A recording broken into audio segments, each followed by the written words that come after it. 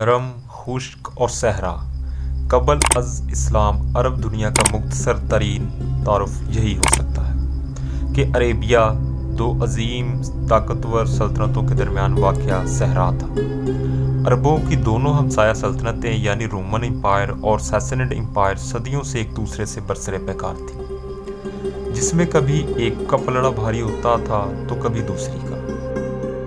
इस्लामी तहज़ीब व तमद्दन और तारीख़ को जानने और समझने से पहले हमें उस दुनिया और उसके हालात को जानना बहुत ज़रूरी है कि जिसमें रसूल पाक सल्लल्लाहु अलैहि वसल्लम तशरीफ़ लाए और उन्होंने नौ इंसानी को दीन हक़ से रोशनास करवाया। उस ज़माने में दुनिया में दो ताकतवर सल्तनतें मौजूद थीं। मशरक़ में सल्तनत सासानियान जो कि मौजूदा ईरान के इलाकों में मौजूद थी, और मगरब में रूमी सल्तनत जो ज़्यादातर मौजूदा तुर्की के इलाकों में मौजूद थी।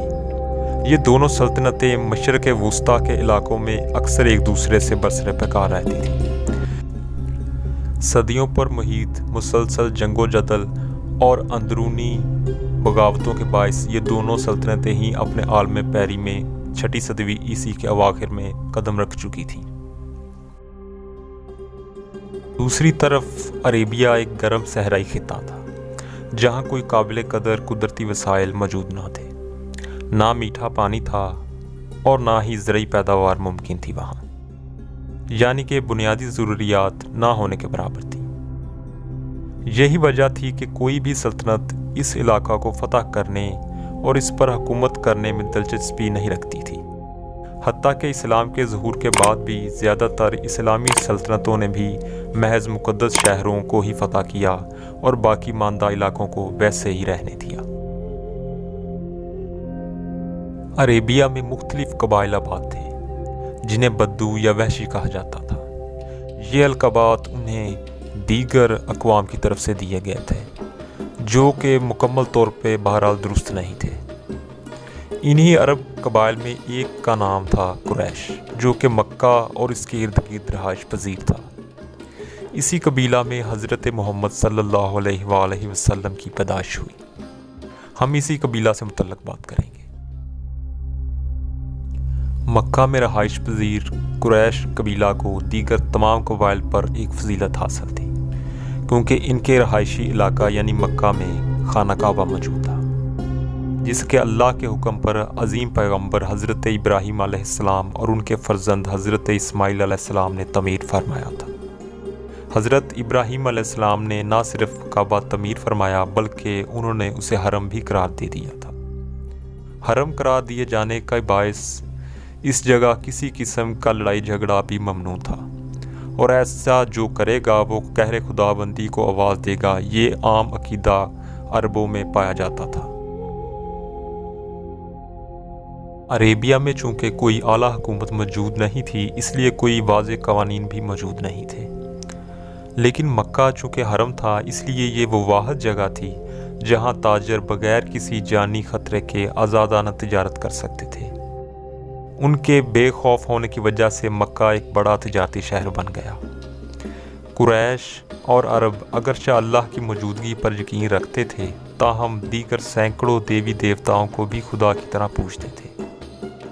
मक्का वालों ने मज़ीद कारोबारी सरगर्मियाँ बढ़ाने के लिए अरब के तमाम छोटे बड़े कबाइल को दावत दी कि वो अपने अपने बुतों को लाकर काबा में रख दें।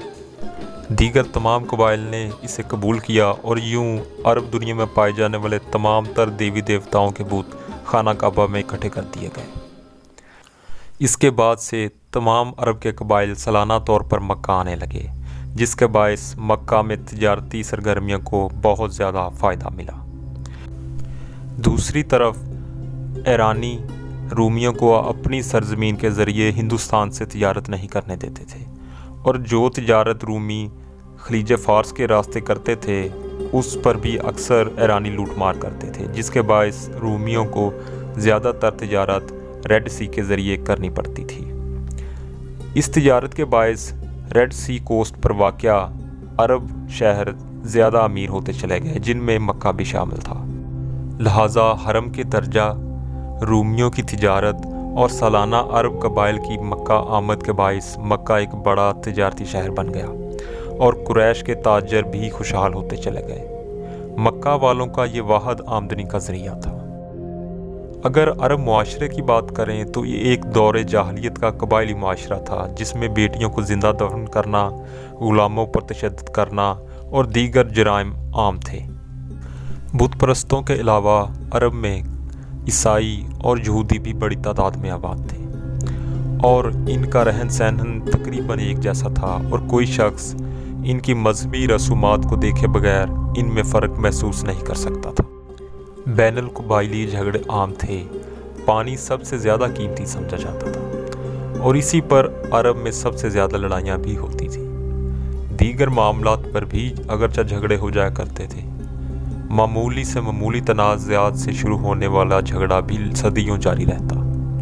अलबत्ता मक्का वाले झगड़ों को ख़त्म करवाने की हर मुमकिन कोशिश करते थे, क्योंकि लड़ाइयाँ कारोबार के लिए नुकसानदा हुआ करती हैं। बहरहाल यही 6ठी सदी ईस्वी का अरेबिया था जहाँ रसूल पाक सल्लल्लाहु अलैहि वसल्लम की पैदाइश हुई, और यही वो जगह थी जहाँ से 7वीं सदी ईस्वी में दुनिया की सबसे ताकतवर और मजबूत सल्तनत का आगाज़ हुआ। लेकिन कैसे, इस सवाल के जवाब पर आइंदा बात करेंगे। खुदा हाफिज़। शुक्रिया।